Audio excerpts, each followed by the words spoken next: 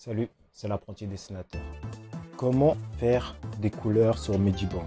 C'était Ours Art 93 représente, c'est toi qui m'avais posé cette question. Et bah j'ai fait une vidéo, tu as pu constater, et là je vois que tu maîtrises vraiment les couleurs. Ton dessin, il est propre. Ouais, il y a des défauts sûrement sur le niveau esquisse et tout. Il y a des défauts.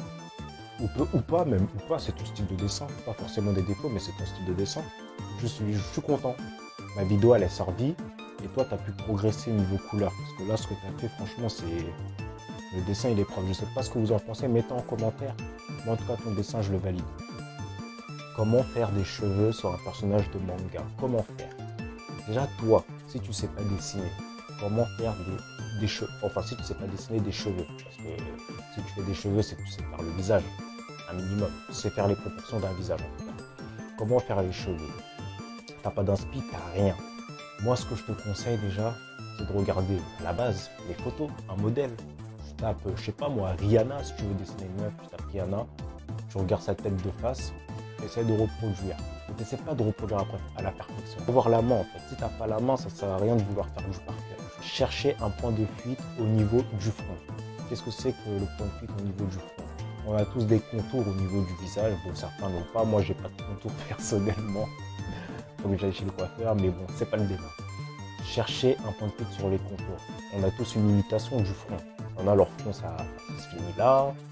Moi, par exemple, mon front, il est là. Il s'arrête là, mon front. Et bah, ici, sur mon front, je vais chercher un point de fuite. Le point de fuite, c'est quoi? Ça sera la racine, si tu veux, quelque part. Après, la plupart du temps, les gens, leur racine, c'est là, sur le côté. Il y en a, c'est au milieu. Par exemple, Trunk. Trunk, si tu connais Trunk, Dragon Ball Z. Trunk, sa racine, elle est au milieu. Du coup, ses cheveux vont partir de là, tac. Pas la racine, pour moi. Chercher le point de fuite au niveau du front après avoir tracé un trait horizontal. Horizontal, c'est le front. C'est ce qui délimitera le commencement de tes cheveux et le front. Toujours tracer un cercle qui nous montrera l'ensemble global de toute la tête. Oui, tracer le cercle, c'est important. Comme ça, tu sauras exactement. Ça t'aidera pour la coupe, en fait.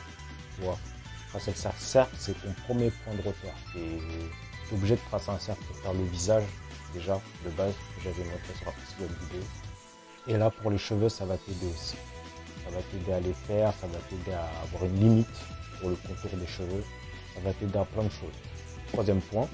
Et de là, on peut commencer à dessiner les contours.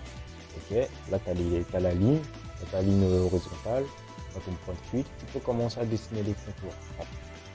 Pour la coupe de cheveux, j'ai choisi de faire celle d'une femme. Oui, là, comme tu peux le voir, je suis en train de dessiner la coupe d'une femme. Ouais, j'ai choisi une femme parce que généralement, les femmes ont plus de cheveux que les hommes. Du coup, c'est un peu plus complexe. Du coup, j'ai montré plus complexe pour que le plus facile soit vraiment facile à entrer dans la tête. Tu vois, quelqu'un qui a un peu de cheveux, si tu arrives à faire une personne qui a beaucoup de cheveux, bah, celui qui a peu de cheveux, t'inquiète pas que tu vas réussir. Du coup, là, j'ai choisi une femme qui a une coupe de princesse, assez chic. J'ai commencé par des mèches suivies de boucles à la fin. Tout part de mon point de fuite, bien évidemment. Pas rigoler avec le point de fuite, tout part de là-bas. Ensuite, je continue avec plusieurs mèches qui continuent par l'arrière de la tête et seront attachées.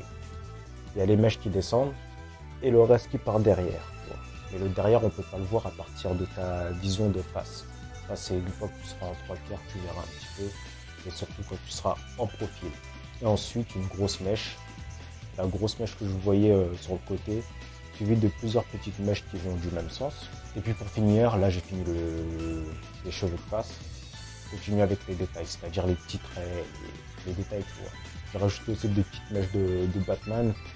Ça, c'est des détails. Tu fais ce que tu veux une fois que tu as fait, d'accord? Suivant. Le visage de 3/4. Pour le visage de 3/4, c'est pareil. Toujours tracer une ligne horizontale pour limiter la fin du front et le début des contours. Et un trait vertical pour le point de fuite. C'est ce que je disais pour le visage de face. Là, c'est pareil.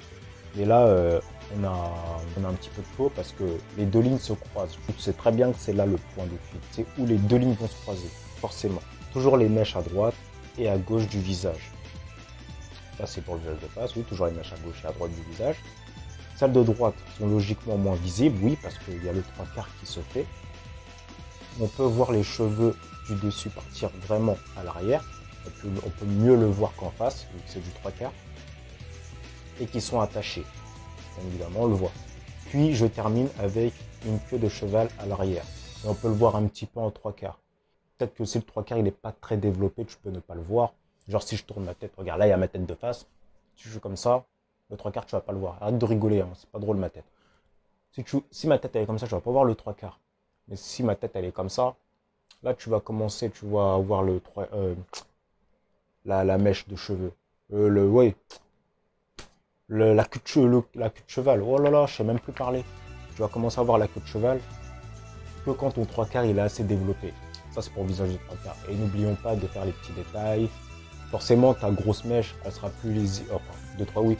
La grosse mèche elle sera beaucoup plus lisible que les petites mèches. Déjà qu'elle était plus de face, mais là elle sera beaucoup plus lisible avec les petites mèches qui suivent. N'oubliez pas les détails aussi, les traits sur les cheveux qui rajoutent du volume. Ça c'est pour le visage de 3/4. C'est court, hein, je te l'ai dit. Et une fois que tu as compris le concept, normalement ça va très vite. Hein. Ensuite, pour finir, le visage de profil. Les lignes de repère toujours. Les lignes de repère toujours, si tu es débutant, n'oublie pas ça. La partie droite est vraiment mise en avant. Partie droite du visage, hein. Je dessine la grosse mèche juste à côté des yeux.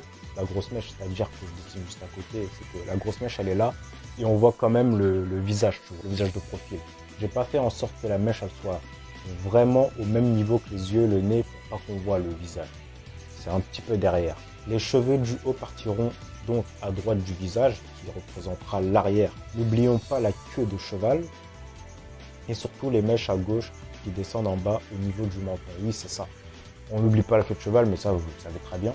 Si le visage est de profil, forcément, le cheval, on va bien la voir. Et n'oublions pas les mèches de l'autre côté. Parce que le visage, il est de profil, ok, on voit pas ce qui est du côté.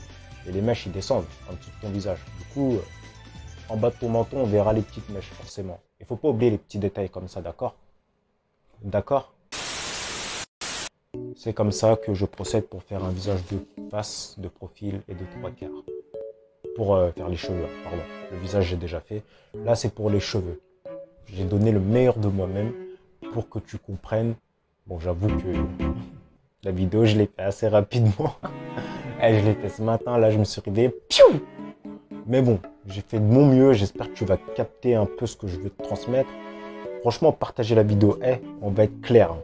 Si vous pensez que la vidéo elle est utile et qui peut aider les personnes, partagez. Mais sinon, si c'est de la merde, clairement tu peux le dire en message, commentaire sur YouTube. J'ai rien compris. Si t'as rien compris, c'est que la vidéo elle est mal expliquée, c'est bidon, clairement. Mais ouais, dis-moi ce que tu en penses vraiment. Comme ça, moi, ça peut m'aider, tu vois. Si la vidéo, elle est vraiment nulle, j'en referai une et j'essaierai de mieux expliquer les choses. C'est faux. Bref, moi, c'est l'apprenti, comme d'habitude. Abonne-toi.